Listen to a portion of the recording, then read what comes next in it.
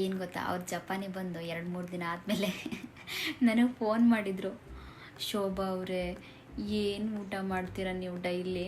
ನನಗೇನು ಊಟ ಮಾಡಬೇಕು ಅನ್ನೋದೇ ಗೊತ್ತಾಗ್ತಾ ಇಲ್ಲ. ಇಲ್ಲಿ ಜಪಾನ್ ರೆಸ್ಟೋರೆಂಟಿಗೆ ಹೋಗಿದ್ದೆ, ಅದೇನೋ ಕೊಟ್ಟರು ತಿಂದೆ, ನನಗೆ ಸರಿನೇ ಆಗ್ತಾ ಇಲ್ಲ, ಹೊಟ್ಟೆ ನೋವು ಬರ್ತಾ ಇದೆ ಅಂತ ಹೇಳಿ ನನಗೆ ಫೋನ್ ಮಾಡಿದರು. ಪಾಪ ನೀವು ಹೆಂಗ್ರಿ ಅಡ್ಜಸ್ಟ್ ಆಗಿದ್ದೀರಾ? ವೆಜ್ಜು ಏನೂ ಸಿಗಲ್ಲ, ಏನೂ ಇಲ್ಲ. ಸಿಗತ್ತೆ ಕೆಲವೊಂದು, ಅದು ನಮಗೇನು ಸಫಿಷಿಯೆಂಟ್ ಅನಿಸಲ್ಲ. ನಾವು ಮಾಡ್ಕೊಂಡ್ರೆ ಏನೋ ಒಂಥರ ಸಮಾಧಾನ ಆಗುತ್ತೆ. ಎಷ್ಟೇ ಔಟ್ಸೈಡ್ ತಿಂತೀವಂದ್ರೂ ಆಗಲ್ಲ.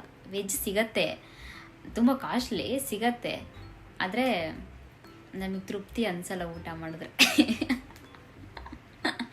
ನಮಗೆ ಯಾಕೆಂದರೆ ಇಂಡಿಯಾ ಫುಡ್ಡು ಅದೇ ರೂಢಿ ಆಗಿದೆಯಲ್ಲ, ಅದಕ್ಕೆ ಇನ್ಮೇಲೆ ಅಡ್ಜಸ್ಟ್ ಆಗಬೇಕಷ್ಟೆ.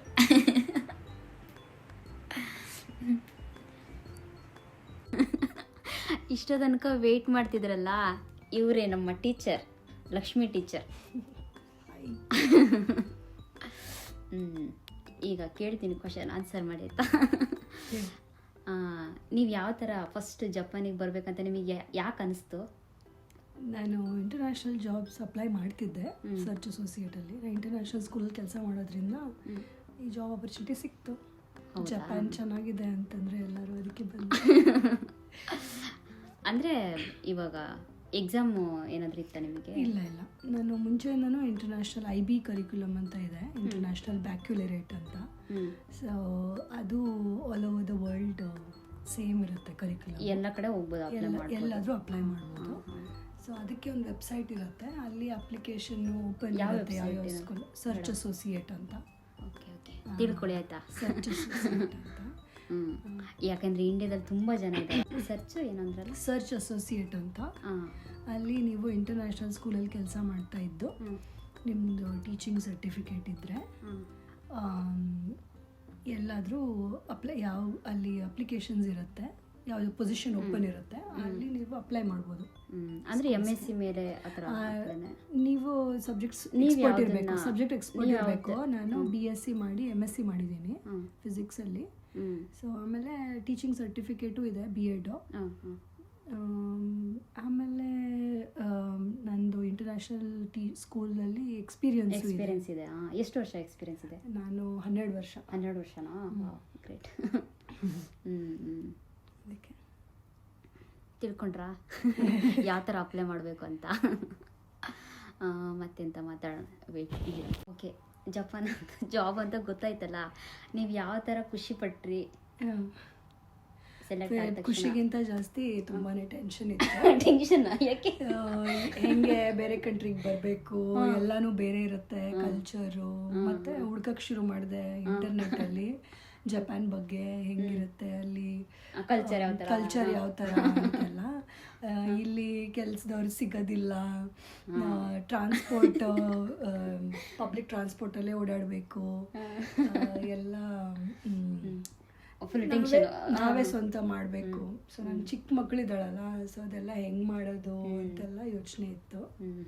ಸೊ ಅದಕ್ಕೆ ಟೆನ್ಷನ್ನು ಇತ್ತು. ಎಲ್ಲರೂ ನನಗಿಂತ ಜಾಸ್ತಿ ನನ್ನ ಮನೆಯವರು, ಫ್ರೆಂಡ್ಸು ಎಲ್ಲ ಫುಲ್ ಖುಷಿ ಆಗ್ಬಿಟ್ಟಿದ್ರು ಜಪಾನಲ್ಲಿ ಸಿಕ್ಕಿದೆ ಜಾಬು ಅಂತ.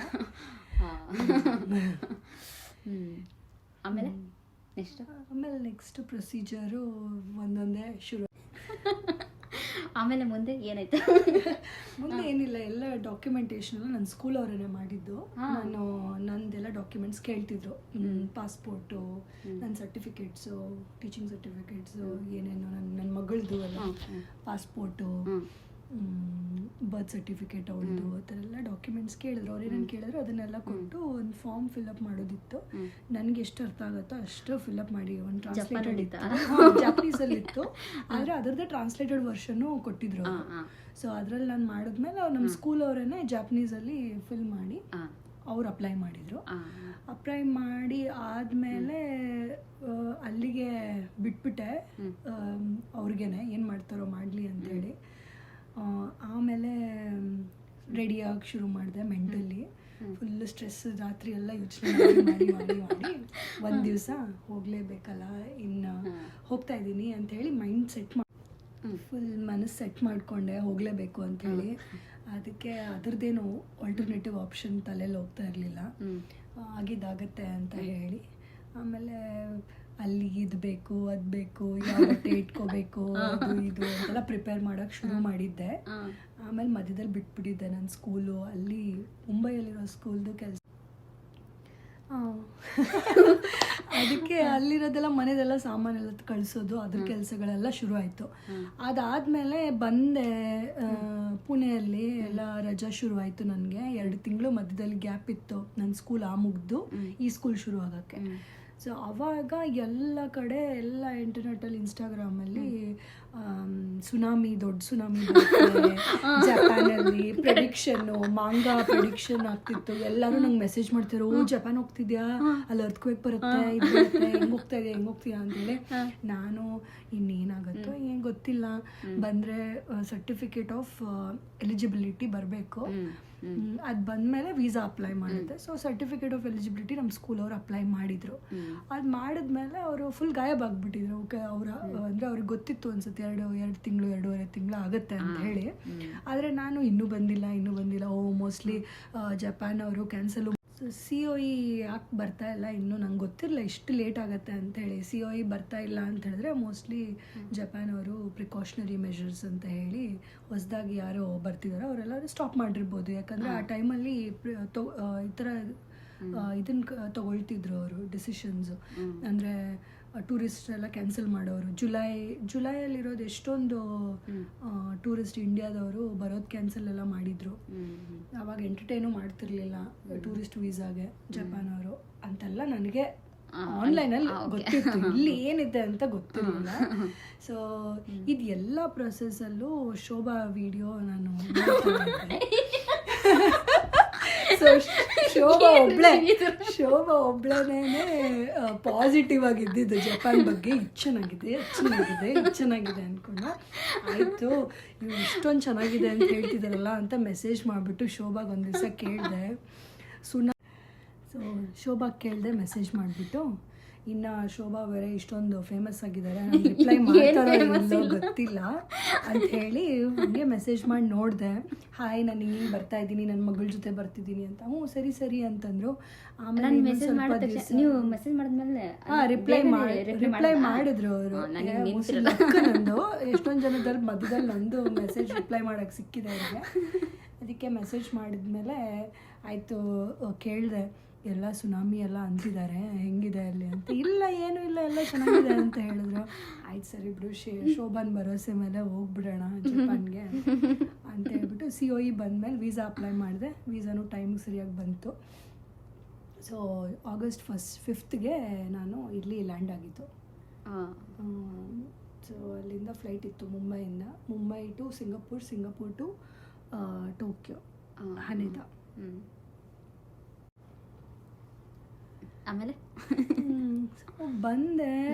ಬರೋಕ್ಕಿಂತ ಮುಂಚೆ ಎಲ್ಲರೂ ಕೇಳಿದ್ರು, ಏನು ಮಾಡ್ತೀಯಾ, ಊಟದ್ದೇನು, ನಮ್ಮ ಮನೇಲಿ ಎಲ್ಲರೂ ಟೆನ್ಷನ್ನು. ನನ್ನ ತಂಗಿ, ನಮ್ಮಮ್ಮ ಅಂತೂ ದಿನ ಅಳ್ತಿದ್ರು, ಹೆಂಗೆ ಮಾಡ್ತೀಯ, ಹೋಗ್ತಾ ಇದೆಯಾ ಅಲ್ಲಿ ಸುನಾಮಿ ಅರ್ಥಕ್ವೇಕ್ ಇರೋ ಜಾಗಕ್ಕೆ ಹೋಗ್ಬೇಕಾ ನೀನು, ಹಂಗೆ ಹಿಂಗೆ ಅಂತ ಹೇಳಿ. ಅದಕ್ಕೆ ನಮ್ಮಮ್ಮನ ಜೊತೆ ಮಾತಾಡೋದು ಒಂದು ಸ್ವಲ್ಪ ಅವಾಯ್ಡ್ ಮಾಡ್ತಿದ್ದೆ, ಇಲ್ಲಾಂದರೆ ಬರೆಯೋಳವರು ಕೇಳಿಸಿತ್ತು. ಸರಿ ನಾನಂದೆ ಏನಿಲ್ಲ, ಅಲ್ಲೆಲ್ಲ ಬೆಂಟೋ ಬಾಕ್ಸ್ ಸಿಗುತ್ತಂತೆ, ಇನ್ಸ್ಟೆಂಟಾಗಿ ಫುಡ್ ಸಿಗುತ್ತೆ, ಜನಗಳು ಅಡುಗೆನೂ ಮಾಡಲ್ವಂತೆ. ಸೊ ನನಗೆ ಮೊದಲು ಅದೇ ಬೇಕು, ಅಡುಗೆ ಮಾಡೋದು, ಮನೆದೆಲ್ಲ ನೋಡ್ಕೊಳ್ಳೋದು, ಅದ್ರ ಜೊತೆ ನನ್ನ ಮಗಳನ್ನ ನೋಡ್ಕೊಳ್ಳೋದು, ಇದೆಲ್ಲ ಆಗಲ್ಲ. ಸೊ ಇನ್ಸ್ಟೆಂಟಾಗಿ ಅಲ್ಲಿ ಫುಡ್ ಸಿಗ್ತಿದ್ರೆ ಏನು ಪ್ರಾಬ್ಲಮ್ ಇಲ್ಲ ಅಂದ್ಕೊಂಡು ಬಂದೆ. 1-2 ದಿವಸ ತಿಂದ್ಬಿಟ್ಟು ಹೆಂಗಾಗೋಯ್ತು ಅಂತ ಹೇಳಿದ್ರೆ, ಅನ್ನ ಸಾರು ಬೇಕು, ಏನು ಮಾಡಲಿ ಗೊತ್ತಾಗ್ತಿಲ್ಲ, ಏನು ತಿನ್ನಲಿ ಗೊತ್ತಾಗ್ತಿಲ್ಲ. ಅವಾಗ ಮತ್ತೆ ಶೋಭಾಗೆ ಫೋನ್ ಮಾಡಿದೆ. ಮತ್ತೆ ಶೋಭಾ ಅವ್ರನ್ನ ನೆನೆಸ್ಕೊಂಡು ಶೋಭಾಗೆ ಫೋನ್ ಮಾಡಿಬಿಟ್ಟು, ಶೋಭಾ ಹಿಂಗೆ ಆಗ್ತಿದೆ, ನೀವು ಏನು ತಿಂತೀರಾ, ಇಲ್ಲಿ ಏನು ತಿನ್ನಬೇಕು ಅಂತಲೇ ಗೊತ್ತಾಗ್ತಿಲ್ಲ ನನಗೆ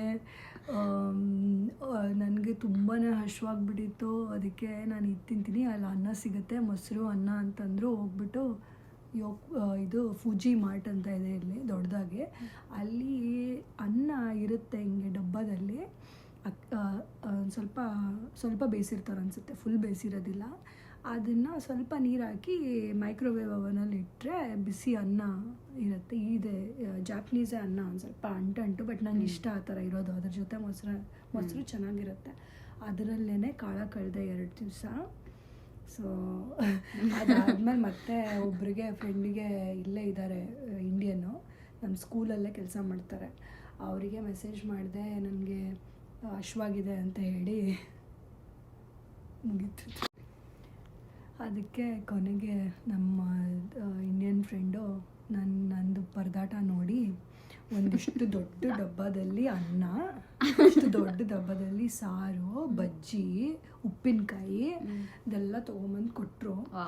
ತೊಗೊಂಡು ಕೊಟ್ಮೇಲೆ ಹೊಟ್ಟೆ ತುಂಬ ಊಟ ಮಾಡಿದೆ, ದೇವ್ರಿಗೆ ಕೈ ಮುಗ್ದೆ, ನಮ್ಮ ಅಮ್ಮನಿಗೆ ಕೈ ನೆನೆಸ್ಕೊಂಡೆ. ನಮ್ಮಮ್ಮ ಎಲ್ಲರನ್ನೂ ಕರೆದು ಊಟ ಹಾಕ್ತಾರೆ ನನಗೆ. ಅದಕ್ಕೆ ಪುಣ್ಯಕ್ಕೆ ಬೇರೆ ಯಾರೋ ಊಟ ಹಾಕಿದ್ದಾರೆ ಇವತ್ತು, ನನಗೆ ಅನ್ನ ಹಾಕಿದ್ದಾರೆ ಅಂತೇಳಿ. ತಂದೆ ತಾಯಿ ಮಾಡಿರೋದೇ ಅಂತೆ ಮಕ್ಕಳಿಗೆ ಬರೋದು ಪುಣ್ಯ. ಹಂಗಾಗಿ ನಾನು ಅವತ್ತು ನನಗೆ ಗೊತ್ತಾಯಿತು ಊಟದ್ದು ನಾವೆಲ್ಲ ತುಂಬ ಈಸಿಯಾಗಿ ಸಿಕ್ಬಿಡುತ್ತೆ ಇಂಡಿಯಾದಲ್ಲಿ, ಏನು ಬೇಕೋ ಎಲ್ಲನೂ. ಆದರೆ ಇಲ್ಲಿ ಹೊರಗಡೆ ಬಂದಮೇಲೆ ಊಟದ ಪರದಾಟ ಹೆಂಗಿರುತ್ತೆ, ಹಶ್ವಾದಾಗ ಹೆಂಗಿರುತ್ತೆ, ತಿನ್ನೋಕ್ಕೆ ಸಿಕ್ಕಿಲ್ಲ ಅಂದರೆ ಹೆಂಗಿರುತ್ತೆ ಅಂತೇಳಿ ನಾನು ಎಕ್ಸ್ಪೀರಿಯೆನ್ಸ್ ಮಾಡಿದೆ. ಸೊ ಕಷ್ಟ ಇತ್ತು ಒಂದು ಸ್ಟಾರ್ಟಿಂಗಲ್ಲಿ 2-3 ದಿವಸ. ಇವಾಗ ಅಡ್ಜಸ್ಟ್ ಆಗಿದ್ದೀನಿ.